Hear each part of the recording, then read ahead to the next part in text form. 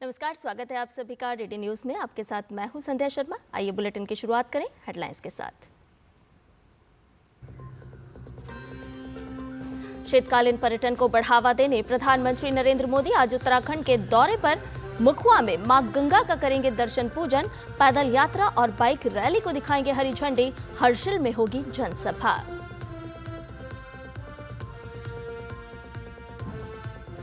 London में कश्मीर से जुड़े सवाल पर विदेश मंत्री का बयान। पाकिस्तान के अवैध कब्जे से कश्मीर के हिस्से की वापसी होते ही हल हो जाएगा कश्मीर का पूरा मसला।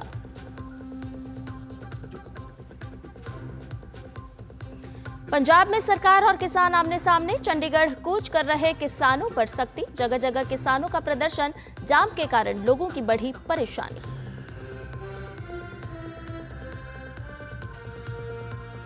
यूपी के संभल में रमजान, होली और ईद के त्योहारों से पहले पुलिस का फ्लैग मार्च। शांति व्यवस्था भंग करने और माहौल खराब करने वालों पर सख्त कार्रवाई के निर्देश। और चैंपियंस ट्रॉफी के फाइनल में रविवार को भारत न्यूजीलैंड की भिड़ंत। दूसरे सेमीफाइनल में न्यूजीलैंड ने साउथ अफ्रीका को दी शिकस्त। मिलर का शतक भी नहीं आया काम। और आइए अब खबरों को जान लेते हैं विस्तार से। प्रधानमंत्री नरेंद्र मोदी आज उत्तराखंड के दौरे पर रहेंगे। इस दौरान पीएम उत्तराखंड शीतकालीन पर्यटन को प्रोत्साहित करने के लिए हर्षिल मुखवा क्षेत्र का भी दौरा करेंगे। इसके साथ ही पीएम मुखवा में मां गंगा के शीतकालीन प्रवास स्थल पर दर्शन और पूजन अर्चन करेंगे। देखिए पीएम के उत्तराखंड दौरे को लेकर हमारी एक खास रिपोर्ट।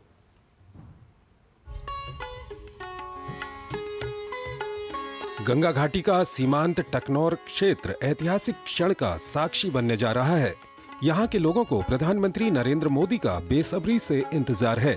ये दौरा न केवल धार्मिक और सांस्कृतिक दृष्टि से महत्वपूर्ण है, बल्कि पर्यटन, बुनियादी ढांचे और आर्थिक विकास की दृष्टि से भी महत्वपूर्ण है। इससे उत्तराखंड के 4 धाम में शीतकालीन यात्रा बढ़ेगी और यहाँ के पर्यटन और तीर्थाटन को नए पंख लगेंगे। भागीरथी नदी के तट पर बसा हर्षिल अपनी सुंदरता के लिए प्रसिद्ध है, तो मुखवा धार्मिक आस्था का केंद्र है, जहां शीतकाल में मां गंगा की उत्सव डोली गंगोत्री धाम से विराजमान होती है। पीएम ने खुद अपने उत्तराखंड दौरे की जानकारी सोशल मीडिया प्लेटफॉर्म एक्स पर शेयर करते हुए लिखा, मुझे बहुत प्रसन्नता है कि देवभूमि उत्तराखंड की डबल इंजन सरकार ने इस साल शीतकालीन पर्यटन को बढ़ावा देने का एक विशेष कार्यक्रम शुरू किया है।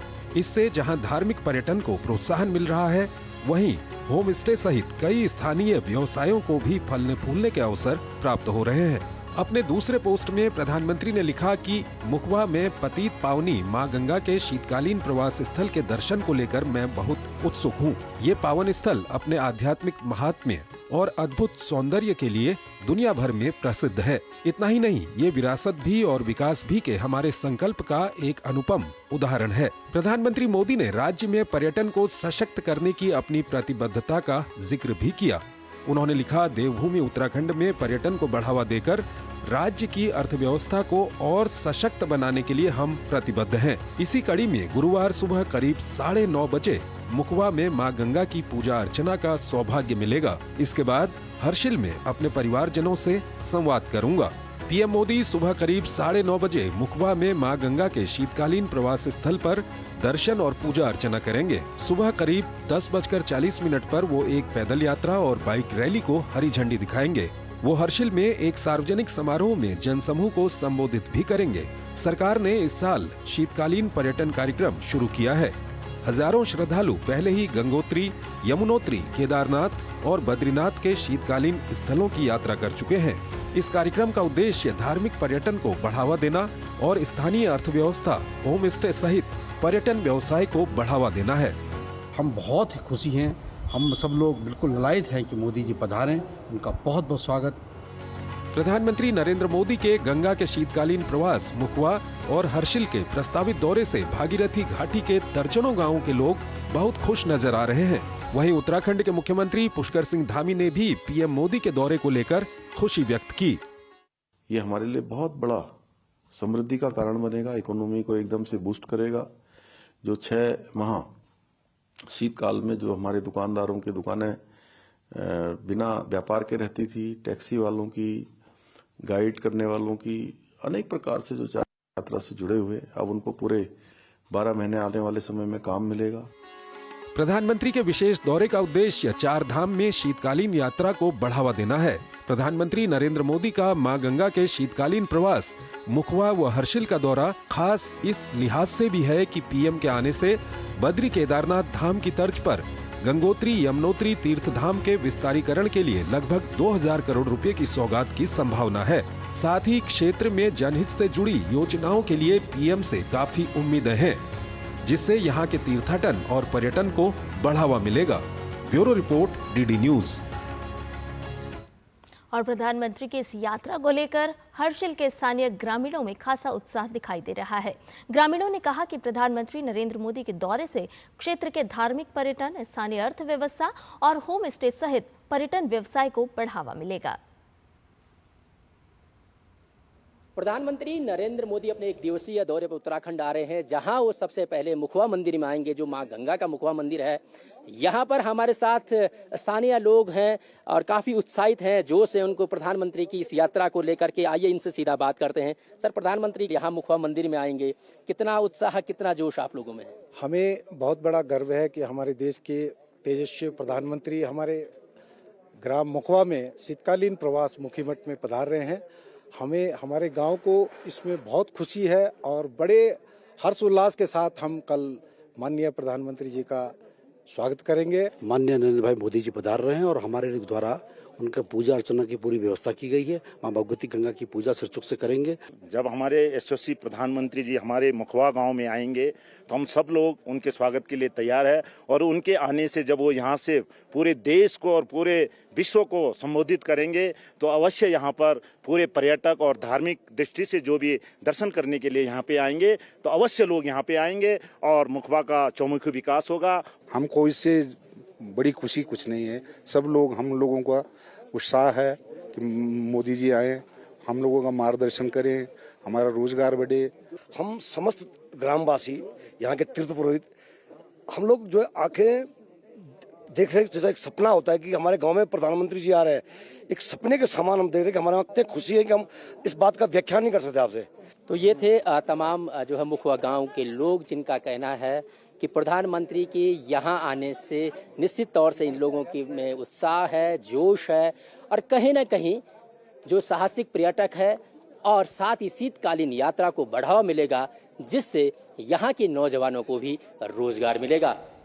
कैमरामैन सुनील के साथ मैं उर्मिलेश भट्ट, टीडी न्यूज़, मुखवा, हर्षिल, उत्तरकाशी। और विदेश मंत्री डॉक्टर एस जयशंकर ने ब्रिटेन के दौरे के दौरान लंदन में आयोजित एक कार्यक्रम में पाकिस्तान और कश्मीर के मुद्दे पर बात की। पाकिस्तान के अवैध कब्जे वाले कश्मीर को लेकर विदेश मंत्री ने बड़ा बयान दिया है। उन्होंने कहा कि पाकिस्तान के अवैध कब्जे से कश्मीर के हिस्से की वापसी होते ही कश्मीर का पूरा मसला हल हो जाएगा। Removing Article 371, then restoring growth and economic activity and social justice in Kashmir was step number 2. Holding elections, which were done with a very high turnout, was step number 3. I think the part we are waiting for is the return of the stolen part of Kashmir, which is on the under illegal Pakistani occupation. When that's done, I assure you, Kashmir solved. Pakistan के अलावा विदेश मंत्री ने चीन के मुद्दे पर भी बात की।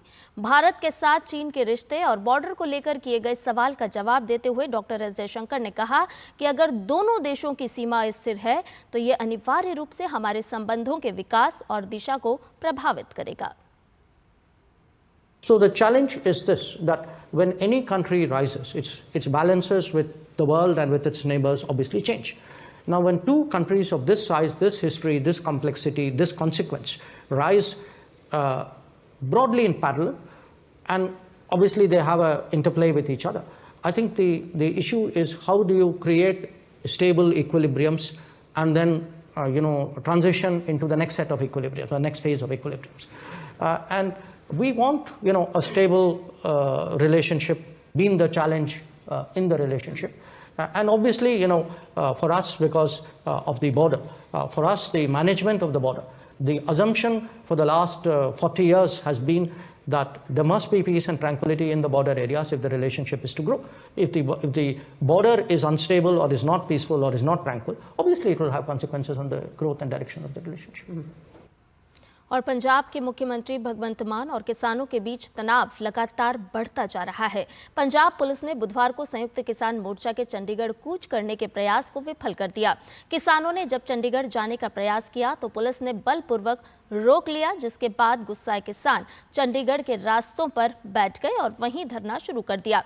दरअसल बीते सोमवार को सीएम भगवंत मान की किसानों के साथ बैठक के दौरान तीखी बहस हुई और भगवंत गुस्से में बैठक छोड़कर चले गए, जिस पर किसान नेताओं ने नाराजगी व्यक्त की। गुस्साए किसानों ने 5 मार्च को प्रदर्शन के लिए निकल रहे थे तो कई किसान हिरासत में लिए गए। पंजाब पुलिस का कहना है कि प्रदर्शनकारी किसानों को किसी भी कीमत पर चंडीगढ़ पहुंचने की इजाजत नहीं दी जाएगी। पुलिस ने प्रदर्शनकारी किसानों को चंडीगढ़ में प्रवेश करने से रोकने के लिए चंडीगढ़ मोहाली सीमा पर अवरोधक लगा दिए। गहन जांच के कारण सीमा चौकियों पर मोहाली से चंडीगढ़ तक यातायात बाधित हो गया, जिससे वाहनों की लंबी कतार गई और यात्रियों को असुविधा भी हुई। सियासी दलों ने इस मामले में मान सरकार पर हमला बोला है। साथ ही किसान संगठनों का समूह एसकेएम एमएसपी की कानूनी गारंटी, राज्य की कृषि नीति को लागू करने और राज्य सरकार द्वारा एमएसपी पर 6 फसलों की खरीद की मांग कर रहा है। कुल मिलाकर पंजाब में किसान भगवंत मान सरकार के खिलाफ गुस्से में है और अभी आंदोलन लंबा चलने के आसार हैं। रुक करते हैं यूपी का। यूपी के संभल में होली और रमजान के त्योहार के मद्देनजर डीआईजी, डीएम एवं एसपी ने फोर्स के साथ गश्त की। डीआईजी ने दोनों त्योहारों को शांतिपूर्वक संपन्न करवाने के लिए थाना प्रभारी को निर्देश दिए। हिदायत देते हुए कहा कि जो भी कानून का पालन नहीं करेगा उसके खिलाफ कड़ी कार्रवाई की जाएगी। जनपद संभल में कुल 3 करोड़ रुपए के बजट के आसपास सेफ संभल नाम का एक प्रोजेक्ट है, वो प्रशासन द्वारा लाया जाए, जिसमें फेस आइडेंटिफिकेशन के साथ में हर चौराहे पे कैमरे हैं वो पुलिस द्वारा लगाए जा रहे हैं। उसके अलावा रूरल एरियाज में भी करीबन 600 के आसपास गांवों में प्रशासन के सहयोग से और जन सहयोग से ऑपरेशन त्रिनेत्र के तहत कैमरे हैं वो लगाए जा रहे हैं, ताकि हर गांव में पुलिस की सुरक्षा है वो लास्ट माइल तक पहुंच सके। सशक्त पंचायत सशक्त नारी नए भारत की है तैयारी की तर्ज पर महिला एवं बाल विकास मंत्री अन्नपूर्णा देवी ने अपने आवास पर झारखंड से आई हुई महिला सरपंचों और जमीन से जुड़ी महिला नेताओं से मुलाकात की, उनकी उपलब्धियां जानी और उनकी समस्याएं भी सुनी। इस मौके पर डीडी न्यूज संवाददाता रमा त्यागी से खास बातचीत में उन्होंने कहा कि पीएम मोदी के विस्तृत विजन और दूरगामी सोच का ही नतीजा है कि महिलाएं आत्मनिर्भर बन रही हैं। इस समय हमारे साथ महिला एवं बाल विकास मंत्री मौजूद हैं। मैम, प्रधानमंत्री का कहना है विकसित भारत की यात्रा में वुमेन लेड डेवलपमेंट, इस दिशा में किस तरह से मजबूती से कदम उठाए जा रहे हैं? देखिए, माननीय प्रधानमंत्री जी बहुत ही स्पष्ट रूप से एक संदेश महिलाओं के लिए कि बेटी बचाओ बेटी पढ़ाओ अभियान के माध्यम से उन्होंने दिया है, और लगातार इस कार्यक्रम के बाद से अगर हम देखें तो एक के बाद एक महिलाओं की भागीदारी हर एक क्षेत्र में बढ़े, इसके लिए उन्होंने प्रयास किया। बजट में किस तरह से विशेष प्रावधान किए गए हैं जो तमाम नीतियां हैं उन्हें लागू करने के लिए, या इस तरह के जो कदम हैं वो सही में उठाए जा सकें उसके लिए? अगर हम देखें इस बार का बजट जेंडर बजट, तो जेंडर बजट लगभग 4.5 लाख करोड़ के लगभग जेंडर बजटिंग है। तो निश्चित रूप से उसमें हर एक अभी लगभग 49 डिपार्टमेंट्स इस जेंडर बजटिंग के तहत है, जहाँ पर महिलाओं से संबंधित कार्य किए जाते हैं। तो महिला सशक्तिकरण की दिशा में ये एक बहुत ही बड़ा कदम है, और आने वाले समय में जो विकसित भारत का संकल्प जो है रोड मैप माननीय प्रधानमंत्री जी का है, तो उस संकल्प में महिलाओं की अहम भूमिका होगी। और आज निश्चित रूप से जो हम तीसरी बड़ी अर्थव्यवस्था बनने की और अग्रसर है, उसमें महिलाओं की अहम भूमिका है। सुरक्षा से लेकर प्रशिक्षण तक तमाम कदम लगातार उठाए जा रहे हैं। एक कार्यशाला का भी आयोजन किया गया। बहुत सारी महिलाएं आज आपसे मिली हैं झारखंड की, किस तरह की बातचीत रही, क्या कुछ आपने आश्वासन दिया? देखिए, बहुत ही अच्छा महिलाओं का एक्सपीरियंस पूछ रहे थे। सभी जनप्रतिनिधि हैं, वो पंचायत की प्रतिनिधि हैं, कोई मुखिया हैं, कोई सरपंच हैं। तो जो एक कार्यशाला पंचायती राज विभाग की ओर से कल कार्यशाला का आयोजन किया गया था, तो बहुत ही अच्छा एक्सपीरियंस उनका रहा। उन्होंने एक्सपीरियंस शेयर किया कि बहुत कुछ चीज़ें, अच्छी चीज़ें हमें जानने को मिली। दूसरे राज्य में जो उनके बेस्ट प्रैक्टिसेस हैं उनको जानने का अवसर मिला, और वो भी उससे बहुत प्रोत्साहित हुई हैं और वो खुद भी ये चीज़ कर रही हैं कि हम अपने यहाँ जाके पंचायत में भी कुछ ऐसी चीज़ें हैं जिनको लागू करेंगे। अब जब राजनीति में महिलाओं की समान भागीदारी होगी तो किस तरह से तस्वीर को बदलता हुआ देखते हैं? हमारे प्रधानमंत्री श्री नरेंद्र मोदी जी के अलावे शायद ये संभव भी नहीं था। जिस तरह बेटियों के लिए, महिलाओं के लिए उन्होंने काम किया है और उसी का परिणाम कि उन्होंने नारी शक्ति वंदन अधिनियम उन्होंने पास कराया और अब आने वाले समय में राज्य के विधानसभा हो या फिर देश की सबसे बड़ी पंचायत में महिला की भूमिका, निर्णायक की भूमिका में अब महिलाएं होंगी। किस तरह से इस बार का महिला दिवस खास होने वाला है?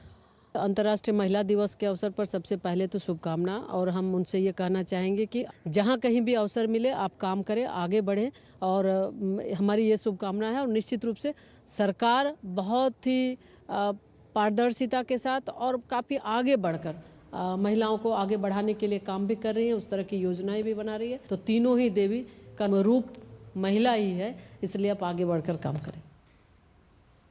और राष्ट्रपति भवन में विविधता का अमृत महोत्सव के दूसरे संस्करण का आगाज हुआ।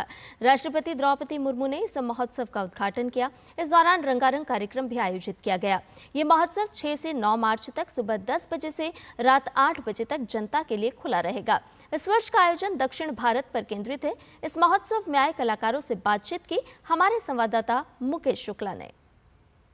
अमृत महोत्सव के दूसरे संस्करण का आगाज हो चुका है। राष्ट्रपति भवन में ये चलेगा 6 से 9 तारीख तक, और यहाँ पर इस समय हम पौंडीचेरी स्टॉल पर खड़े हैं। इसी तरह के तमाम स्टॉल्स जो हैं वो लगाए गए हैं। इस बार की जो थीम है वो दक्षिण भारत को लेकर के आयोजित की गई है।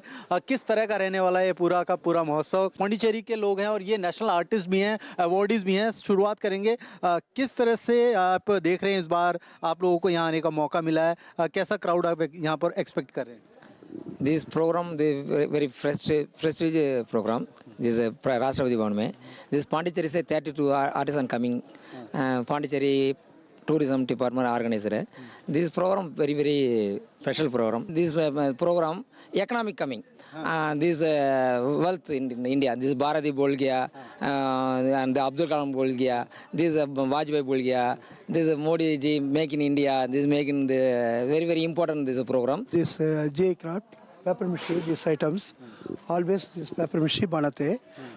Skill मूर्ति वाला, अच्छा मूर्ति वाला, very lot of time is बनाते. This skill, all these export items, very nice work. This program's attempt to all our people is coming to Janadipati, and lot of VIP is coming. Very nice this program. The Rashtrapati first time is coming, so more the artisan Pondicherry people is coming.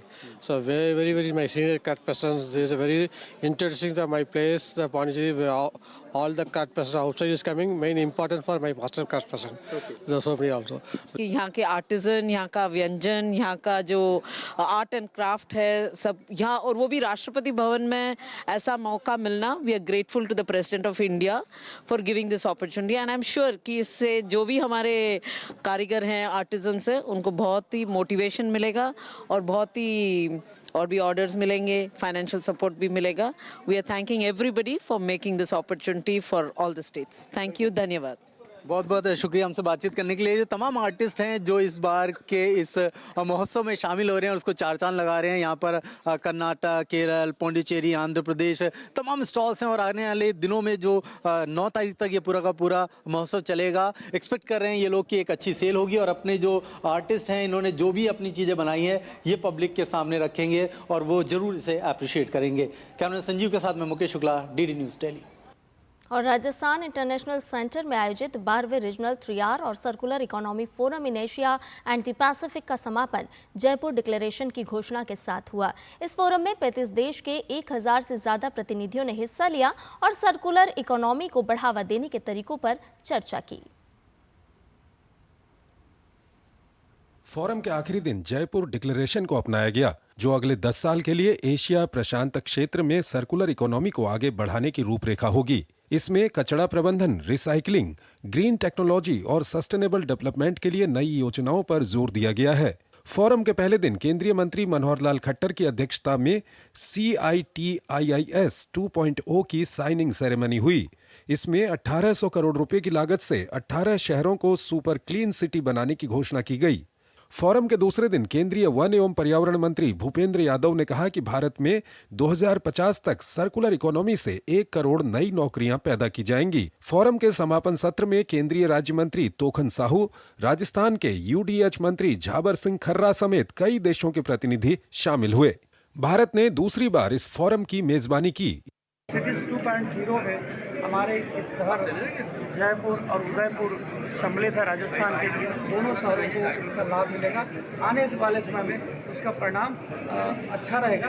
200 crore रुपए एक शहर को मिले हैं, उससे जो कचरा है उस कचरे से कैसे हम मीथेन गैस या कंपोस्ट खाद या दूसरी चीजें बनाकर कचरे को उपयोगी बनाएं। जयपुर डिक्लेरेशन में 13 बिंदुओं को खास तौर पर शामिल किया गया है, जिसमें कि सदस्य देशों के बीच सहयोगात्मक दृष्टिकोण को लागू करने की बात कही गई है। इसमें CMD waste, plastic waste material का निस्तारण करते हुए सतत और सर्कुलर इकोनॉमी को लागू करना प्राथमिकताओं में रखा गया है।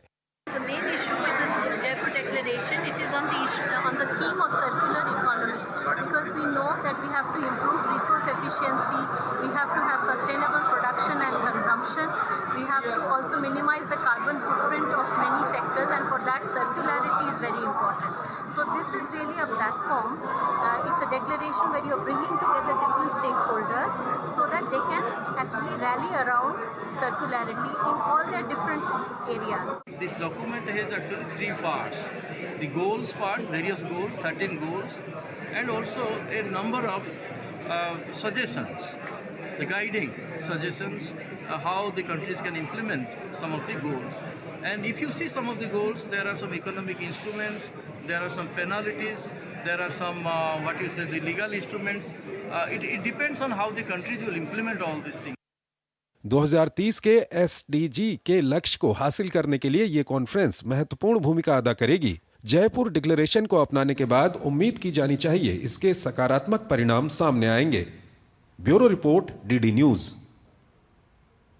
और इस साल राष्ट्रीय स्वयंसेवक संघ की अखिल भारतीय प्रतिनिधि सभा की बैठक बेंगलुरु में होगी। 21 से 23 मार्च तक चलने वाली इस बैठक के दौरान संघ के शताब्दी वर्ष के कार्यक्रमों पर चर्चा की जाएगी। इस 3 दिवसीय बैठक में पिछले वर्ष के कार्यों की भी समीक्षा की जाएगी। दरअसल संघ के भीतर प्रतिनिधि सभा की बैठक की खास अहमियत है।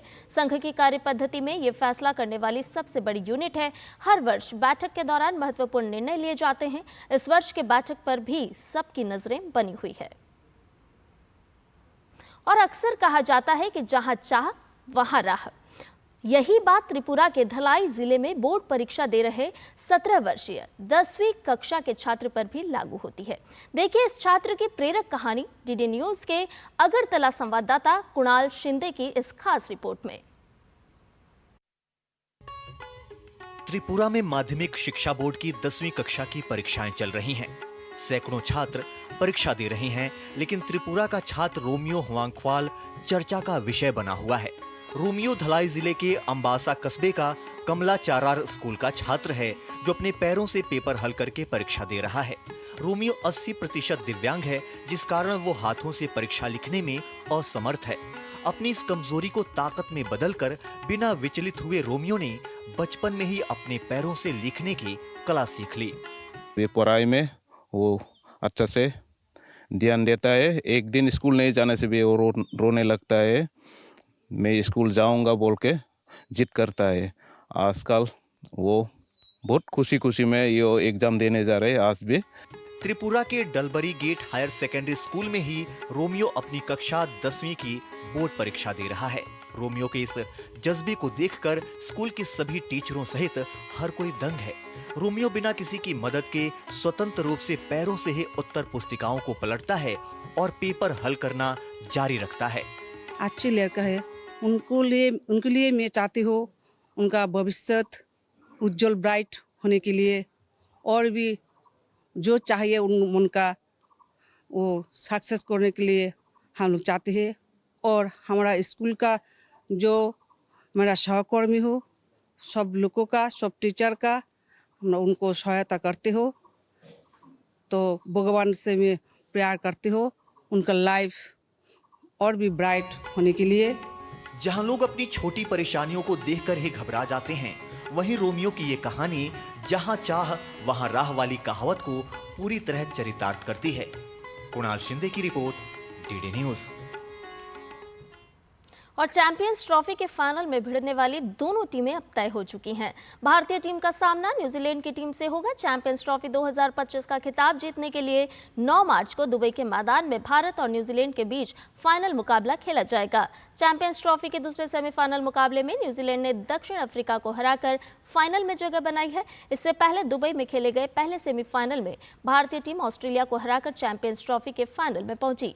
चैंपियंस ट्रॉफी के इतिहास में ये 5वीं बार है जब टीम इंडिया इस प्रतियोगिता के फाइनल में पहुंची है। आईसीसी टूर्नामेंट में फाइनल मुकाबलों की बात करें तो न्यूजीलैंड की टीम ने 2 बार भारत को हराया है। न्यूजीलैंड ने साल 2000 की चैंपियंस ट्रॉफी के फाइनल मुकाबले में टीम इंडिया को हराया था। वहीं ये टीम 2021 के वर्ल्ड टेस्ट चैंपियनशिप फाइनल में भी टीम इंडिया को हराने में कामयाब रही थी।